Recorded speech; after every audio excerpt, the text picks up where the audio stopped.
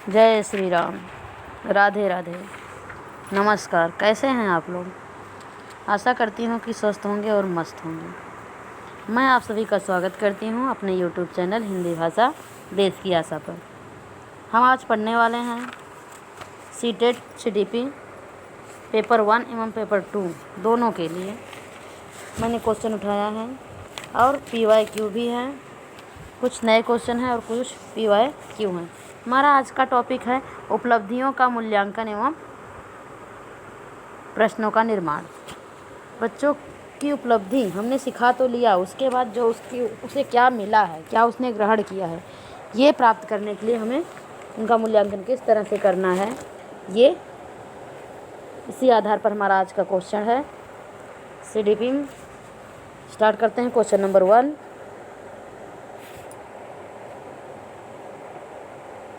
वर्तमान समय में सतत एवं व्यापक मूल्यांकन के अंतर्गत ग्रेडों में अंकों का वितरण किया जाता है। इस प्रणाली में कितने प्रतिशत अंक प्राप्त करने के वाले छात्र को बहुत अच्छी या B ग्रेड के अंतर्गत रखा जाता है? तो किसको रखा जाता है? 90 से 100 के बीच के, 56 से 74 के बीच के, 75 से 89 के बीच के, या 35 से 55 के बीच में। कहाँ रखना है? ग्रेड देख लीजिए पहले, B। तो हमारा स्टार्टिंग से देखें हम 100 से 90 से 100 तक का A1 होता है, फिर 80 से 90 तक A2 होता है, फिर उसके नीचे आ जाइए 70 से 80 के बीच में क्या होता है? B होता है। अब यहाँ पर A1 या B1 नहीं दिया है, डायरेक्ट बस B ग्रेड दिया है। हम इसे कहाँ रख सकते हैं? ऑप्शन नंबर 2 में रख सकते हैं। कहाँ पर? 2 में। मतलब 50 से 70 के बीच में। 50 से यहाँ पर 20 का मार्किंग किया गया है। कितने पे? 50 से 6 से, मतलब 50 से 80 के बीच में होता है B ग्रेड, और 80 प्लस हुआ तो वो A ग्रेड में चला जाएगा। आगे देखेंगे क्वेश्चन नंबर 2, वर्तमान समय में सतत एवं व्यापक मूल्यांकन के अंतर्गत ग्रेडों में अंकों का वितरण किया जाता है। इस प्रणाली में कितने प्रतिशत अंक प्राप्त करने वाले छात्र को सर्वोत्कृष्ट या A+ ग्रेड के अंतर्गत रखा जाता है? A+, A1 या A2 करो, A2 या A1 करो, या A+ करो। तो यहाँ पर हमें A+ में डालना है, तो कौन आएगा? Question number 2 option number 1, highest को ही A+ मिलता है। 90 से 100 के बीच में जो रहेगा उसको A+ मिलेगा। क्वेश्चन नंबर 3,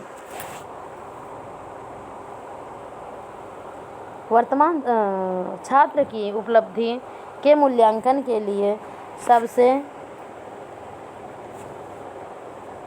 बेहतर तरीका क्या हो सकता है? क्या हो सकता है? पहला, प्राप्तांक के आधार पर श्रेणी प्रदान करना। दूसरा, ग्रेडिंग पद्धति का प्रयोग। तीसरा, तुलनात्मक मूल्यांकन। चौथा, उपरोक्त सभी। Question number 3 option number 2, grading पद्धति के आधार प्रयोग। क्वेश्चन नंबर 4, उपलब्धि परीक्षण किया जा सकता है। नंबर A, शिक्षा के क्षेत्र में। नंबर B, व्यवसाय के क्षेत्र में। नंबर C, तकनीकी के क्षेत्र में। नंबर D, खेल के क्षेत्र में। A, B, B, C, B, D, A, D या A सभी। Question number 4 option number 4। ये सभी में हम ग्रेडिंग दे सकते हैं। क्वेश्चन नंबर 5, व्यवहारिक रूप से रचनात्मक मूल्यांकन का अर्थ नहीं है। क्या नहीं है? हमें नहीं पर ध्यान देना है। ऑप्शन नंबर 1, यह विश्वास करना कि प्रत्येक विद्यार्थी को सुधारने के लिए शिक्षक सर्वाधिक आवश्यक है। दूसरा, फीडबैक मुहैया कराना जो विद्यार्थी को समझने और अगले कदम उठाने में सहायता करता है। नंबर 3, शिक्षा प्राप्ति के लक्ष्य विद्यार्थियों के साथ बांटना। नंबर 4, स्व निर्धारण के विद्यार्थियों को शामिल करना। Question number 5 option number 1 right है। यह विश्वास करना कि प्रत्येक विद्यार्थी को सुधारने के लिए शिक्षक की भूमिका सर्वाधिक आवश्यक है। क्वेश्चन नंबर 6, निम्नलिखित में से परीक्षा के प्रकार कौन से हैं? मौखिक परीक्षा, लिखित परीक्षा, लिखित किताब आधारित परीक्षा। कौन सा ऑप्शन सही है? केवल ए, केवल बी, ए बी या ये सभी? क्वेश्चन नंबर 6 ऑप्शन नंबर 4 चारों सही है। क्वेश्चन नंबर 7, मार्गदर्शन का प्रयोग है। नंबर 1, मूल्यांकन के बहुविध मॉडलों का प्रयोग, मूल्यांकन के एकल मॉडल का प्रयोग, मूल्यांकन के 2 मॉडलों का प्रयोग, मूल्यांकन के 3 मॉडलों का प्रयोग। क्वेश्चन नंबर 7 ऑप्शन नंबर 1, मूल्यांकन के बहु मॉडलों का प्रयोग। क्वेश्चन नंबर 8,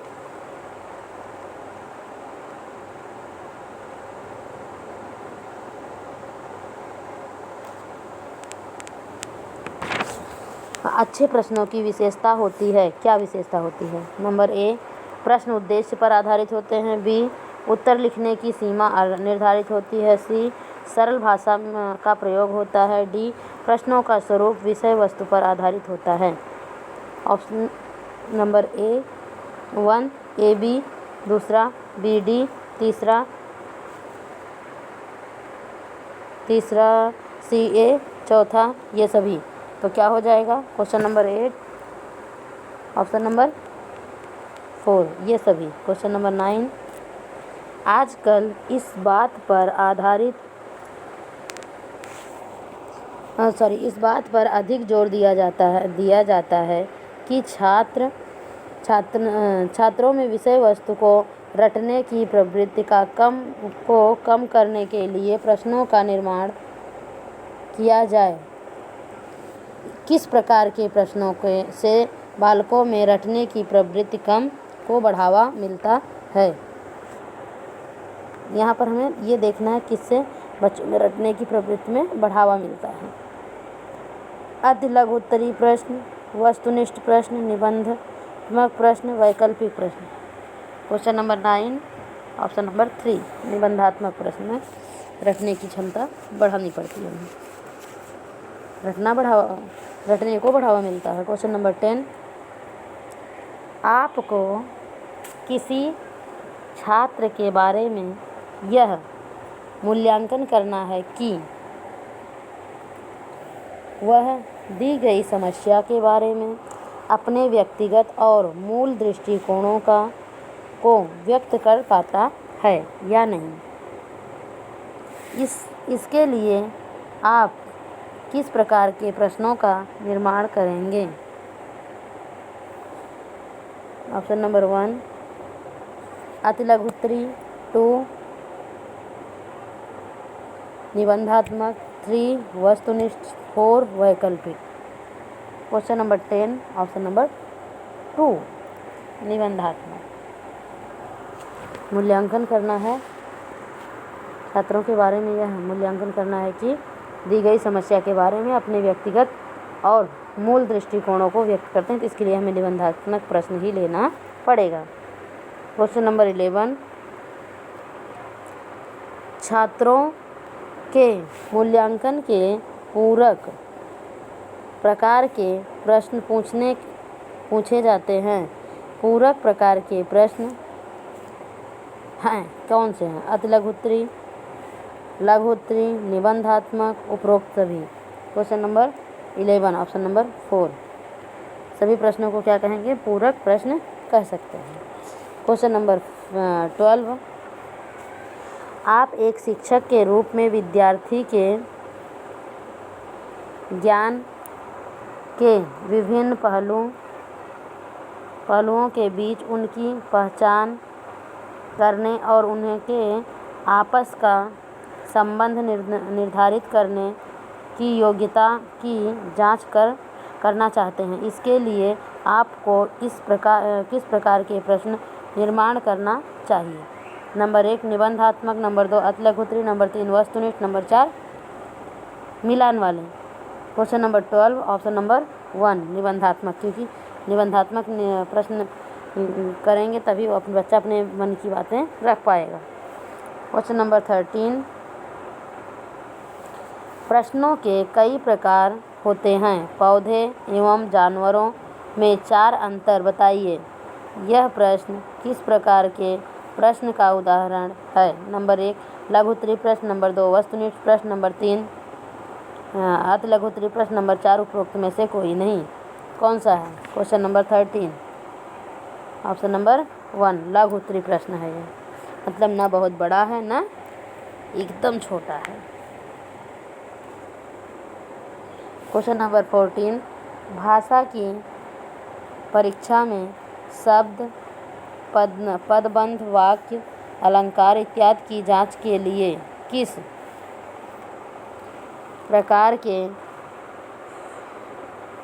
प्रश्न का प्रयोग सर्वाधिक उपयुक्त होता है? नंबर 1 अतिलघुत्तरी, नंबर 2 वस्तुनिष्ठ, नंबर 3 निबंधात्मक, नंबर 4 उपरोक्त सभी।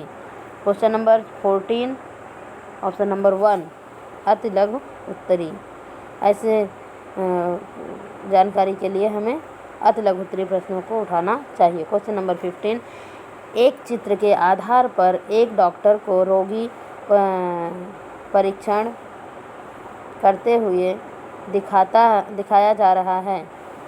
कौन से प्रश्न का प्रकार है? चित्रात्मक, लघुत्तरी, अतिलघुत्तरी, वस्तुनिष्ठ। कौन सा है? क्वेश्चन नंबर 15 ऑप्शन नंबर 1 चित्रात्मक। क्वेश्चन नंबर 16, भारत की राजधानी डैश है? नई दिल्ली, पटना। यह किस प्रकार का प्रश्न है? खाली स्थानों को भरने वाला, लघुत्तरी, दीर्घ उत्तरी या उपरोक्त में से कोई नहीं। कौन सा है? Question number 16 option number 1। Question number 17, चयन प्रकार के सभी प्रश्न डैश प्रकार के हो सकते हैं? कैसे हो सकते हैं? वस्तुनिष्ठ, लघुत्तरी, अतिलघुत्तरी, निबंधात्मक। कैसे हो सकते हैं? क्वेश्चन नंबर 17 ऑप्शन नंबर 1 वस्तुनिष्ठ। क्वेश्चन नंबर 18, जब परीक्षार्थी की संख्या अधिक हो किस प्रकार के प्रश्नों द्वारा उनका मूल्यांकन किया जा सकता है? अतिलघुत्तरी, वस्तुनिष्ठ, निबंधात्मक, वैकल्पिक। क्वेश्चन नंबर 18 ऑप्शन नंबर 2 वस्तुनिष्ठ। क्वेश्चन नंबर 19, नीचे दिए गए नीचे प्रश्न एवं उसके प्रकारों को दर्शाया गया है, इनको सुमेलित कीजिए। क्या करना है? सुमेलित करना है। जांच सूची, सत्य असत्य, व्याख्या। तो जांच सूची मिलान प्रकार के प्रश्न। दूसरा है निबंधात्मक, तीसरा है वैकल्पिक उत्तर वाले प्रश्न। तो व्याख्या हो जाएगी निबंध, सी का हो जाएगा 2 और सी में 2 एक ही में है तो दूसरा हमारा राइट हो जाएगा। Question number 19 option number 2। तो पहले का आंसर क्या हो जाएगा? जांच सूची मिलान प्रकार के प्रश्न, जांच सूची वैकल्पिक उत्तर वाले प्रश्न, सत्य असत्य जांच सूची मिलान प्रकार के प्रश्न, सत्य असत्य, वैकल्पिक और व्याख्या निबंधात्मक। अगला क्वेश्चन देखेंगे। क्वेश्चन नंबर 20, सत्य असत्य, सही गलत एवं हाँ नहीं उत्तर देने वाले प्रश्न किस प्रकार के प्रश्नों के उदाहरण हैं? मिलान वाले प्रकार के, या बहुविकल्पी, या वैकल्पिक उत्तर वाले, या उपरोक्त में से कोई नहीं। क्वेश्चन नंबर 20 ऑप्शन नंबर 2 बहुविकल्पी में आते हैं। क्वेश्चन नंबर 21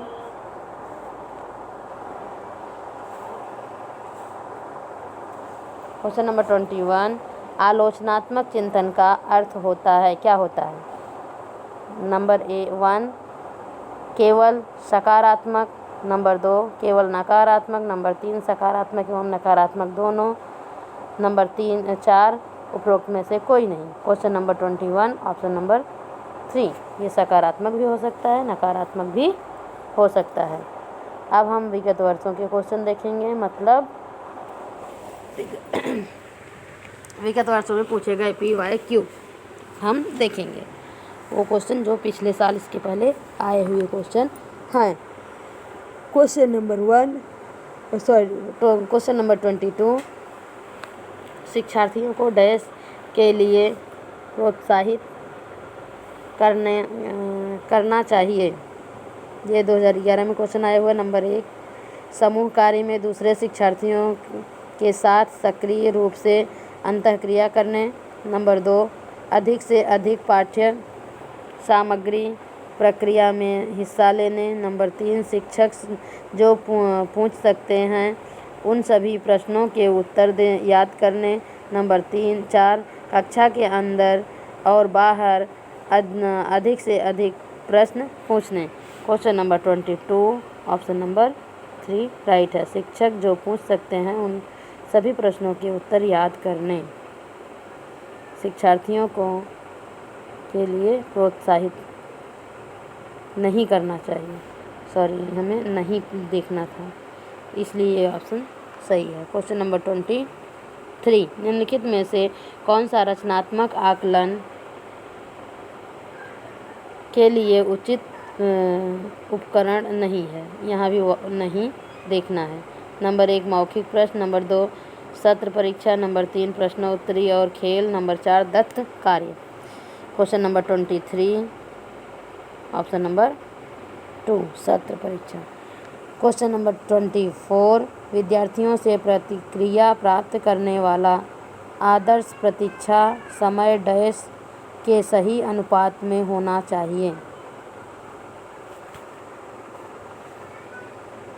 नंबर 1 पिछले पाठों से प्रश्नों का उत्तर देने के लिए विद्यार्थियों द्वारा लिया गया समय।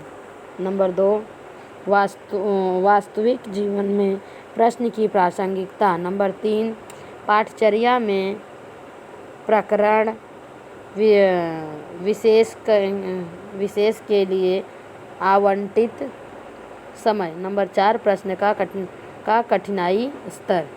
Question number 24 option number 4 right है, प्रश्न का कठिनाई स्तर। क्वेश्चन नंबर 25 मान लीजिए आप विद्यालय शिक्षा बोर्ड के अध्यक्ष हैं। आप अपने अधिकार क्षेत्र के अंतर्गत आने वाले विद्यालयों की शिक्षा की संपूर्ण गुणवत्ता को सुधारने के लिए क्या योजनाएं बनाएंगे? इस प्रकार का प्रश्न डैश का एक उदाहरण है। किसका उदाहरण है? ऑप्शन नंबर 1 निम्न स्तरीय अभिसारी, निम्न स्तरीय अपसारी, उच्च स्तरीय अभिसारी, उच्च स्तरीय अपसारी। क्वेश्चन नंबर 25 ऑप्शन नंबर 4 उच्च स्तरीय अपसारी। क्वेश्चन नंबर 26 बस 3 विद्यार्थी हैं। कितने हैं? बस 3 विद्यार्थी हैं जो अंग्रेजी पढ़ते हैं। आपको यह विषय रोचक लगता है और वह सोचता है कि यह उसके भविष्य में सहायक होगा। वह अंग्रेजी इसलिए पढ़ती है क्योंकि वह कक्षा में पहला स्थान प्राप्त करना चाहती है। स अंग्रेजी विषय इसलिए पढ़ता है क्योंकि उसका प्राथमिक सरोकार उत्तीर्ण होने वाले ग्रेड प्राप्त करना है। अब स के उद्देश्य क्रमशः डैश हैं। क्या उद्देश्य हैं? निपुणता, निष्पादन, निष्पादित, उपेक्षा। नंबर 2 निष्पादन, निष्पादन, उपेक्षा, निपुणता। नंबर 3 निष्पादन, उपेक्षा, निपुणता, निष्पादन। नंबर 4 निपुणता, निष्पादन, उपेक्षा, निष्पादन। क्या हो सकता है? क्वेश्चन नंबर 26 ऑप्शन नंबर 1 ही राइट है। क्वेश्चन नंबर 27 एक शिक्षक दो एक साथ गिलासों को एक साथ एक शिक्षक दो एक समान गिलासों को प्रदर्शित करती है जो जूस की समान मात्रा से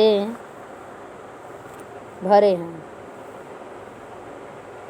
वह उन्हें दो भिन्न गिलासों में खाली करती है, जिसमें एक लंबा है और दूसरा चौड़ा है।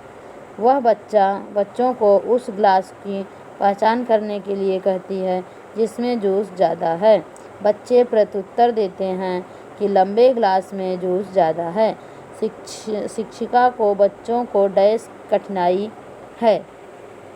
शिक्षिका के बच्चों को डैश कठिनाई। क्या कठिनाई? ये भी 18 में आया है। सो समायोजन, अहम केंद्रित, विकेंद्रित, पलटावी। क्वेश्चन नंबर 27 ऑप्शन नंबर 3 विकेंद्री बोलते हैं। क्या बोलते हैं? विकेंद्री की कठिनाई है। क्वेश्चन नंबर 28 निम्नलिखित में से कौन सा कथन सत्य है? रचनात्मक आकलन का मुख्य उद्देश्य विद्यार्थियों की उपलब्धि का श्रेणीकरण। नंबर 2 रचनात्मक आकलन समय समय पर विद्यार्थियों के विकास का सार प्रस्तुत करता है। नंबर 3 रचनात्मक आकलन कभी कभी संकलनात्मक हो सकता है। इसी प्रकार विपरीत क्वेश्चन ऑप्शन नंबर 4 संकलनात्मक आकलन से अभिप्राय है कि आकलन अधिगम का एक निरंतर व अभिन्न अंग है। Question number 28 option number 3 right है। क्वेश्चन नंबर 29 एक अध्यापिका विद्यार्थियों को किसी विषय पर अपनी अवबोधनात्मकता को प्रतिबिंबित करते हुए संकल्पनात्मक मानचित्र का निर्माण करने को कहती है या कहता है। ये क्या हो सकता है? छात्रों की मुख्य बिंदुओं का सार लिखने को की क्षमता की परीक्षा कर रहा है। नंबर 2 छात्रों की उपलब्धि मूल्यांकन हेतु शीर्षकों के विषय विकास का प्रयास कर रहा है। नंबर 3 विद्यार्थियों की स्मृतियों को मंथर गति से जागृत कर रहा है। नंबर 4 रचनात्मक आकलन कर रहा है। Question number 29 option number 4। Question number 30 कक्षा में शिक्षार्थियों से कहा गया है कि वे अपने समाज के लिए क्या कर सकते हैं। इसे दर्शाने के लिए नोटबुक में अपने कार्य विविध शिल्पकृतियों को संयोजित करें। यह किस प्रकार की गतिविधि है? ऑप्शन नंबर 1 निबंधात्मक, नंबर 2 घटनावृत्त अभिलेख, नंबर 3 समस्या समाधान, नंबर 4 पोर्टफोलियो आकलन। Question number 30 option number 4 portfolio आकलन इसे ही कहते हैं। क्वेश्चन नंबर 31 कक्षा में परीक्षणों में अच्छा प्रदर्शन करने में एक अच्छी बच्चे की असफलता में हमें इस विषय को किस तरफ ले जाती है। असफलता हमें इस विश्वास की तरफ ले जाती है, किस विश्वास की तरफ? नंबर 1, आकलन वस्तुनिष्ठ तथा असफल होता है। नंबर 2, नहीं, स्पष्ट रूप से पहचानने के लिए इसका प्रयोग किया जा सकता है। नंबर 2, सबसे बच्चे कुछ निश्चित सक्षमताओं और कमियों के साथ पैदा होते हैं। नंबर 3, पाठ्यक्रम, शिक्षण पद्धति तथा आकलन प्रक्रियाओं पर विचार करने की आवश्यकता है। Question number 31, option number 3।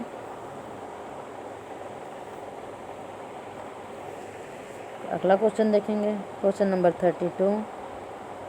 Fourth पढ़ने की ज़रूरत ही नहीं है क्योंकि ऑप्शन नंबर 3 राइट था। क्वेश्चन नंबर 32, जब बच्चे एक विशेष संख्या में पुस्तकें पढ़ते हैं उन्हें एक प्रमाण पत्र दिया जाता है।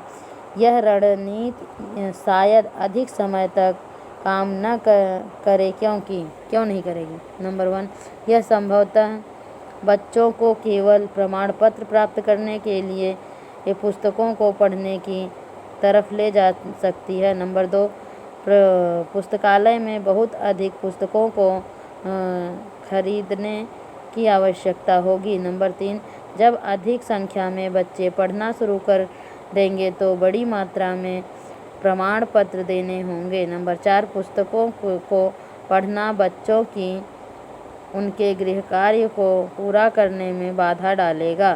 क्वेश्चन नंबर 32, ऑप्शन नंबर 1, यह संभवतः बच्चों को केवल प्रमाण पत्र प्राप्त करने के लिए पुस्तकों को पढ़ने की तरफ ले जा सकता है। क्वेश्चन नंबर 33, आकलन शिक्षण अधिगम प्रक्रिया का अभिन्न अंग है, क्योंकि नंबर 1, आकलन में अध्यापक बच्चों के अधिगम को समझता है और उसके अपने शिक्षण की परिपुष्टि भी करता है। नंबर 2, आकलन ही एकमात्र तरीका है जो आश्वस्त करता है कि शिक्षकों ने पढ़ाया और बच्चों ने सीखा। नंबर 2, आज के समय में केवल अंक ही शिक्षा में महत्वपूर्ण है। नंबर 4, बच्चों को अंक दिए जाने चाहिए ताकि वे समझ सकें कि अपने सहपाठियों की तुलना में कहाँ पर हैं। Question number 33, option number 1 right है। आकलन में अध्यापक बच्चों के अधिगम को समझता है और उसके अपने शिक्षण की परिपुष्टि भी करता है। क्वेश्चन नंबर 34,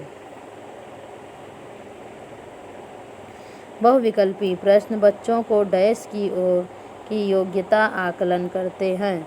नंबर 1, सही उत्तर का निर्माण करने। नंबर 2, सही उत्तर की व्याख्या करने। नंबर 3, सही उत्तर की पहचान करने। नंबर 4, सही उत्तर का प्रत्यास्मरण करने। Question number 34, option number 3 right है, सही उत्तर की पहचान करने। क्वेश्चन नंबर 35, निम्नलिखित मुद्दों और विमर्शों पर उनके लिए कारण प्रस्तुत करते हुए बच्चों को अपनी व्यक्तिगत राय को व्यक्त करने के लिए प्रोत्साहित करने वाले प्रश्न किसको बढ़ावा देते हैं? ऑप्शन नंबर 1, बच्चों का मानवीकृत आकलन। नंबर 2, विश्लेषणात्मक आकलन। नंबर 3, आलोचनात्मक चिंतन। नंबर 4, अभिसारी चिंतन। नंबर 4, जानकारी का पुनः स्मरण। Question number 35, option number 2 right है। इस वीडियो को हम यहीं पर समाप्त करते हैं। नेक्स्ट वीडियो हम जल्द ही लेकर आएंगे। ऐसे ही हमारे सारे वीडियो आपको फ्री में पाने के लिए चैनल को सब्सक्राइब करें, लाइक करें और शेयर करें। लाइक करेंगे जिससे हमें भी थोड़ा मोटिवेशन मिले कि हम कुछ अच्छा कर रहे हैं और अच्छा करने की कोशिश करें। धन्यवाद।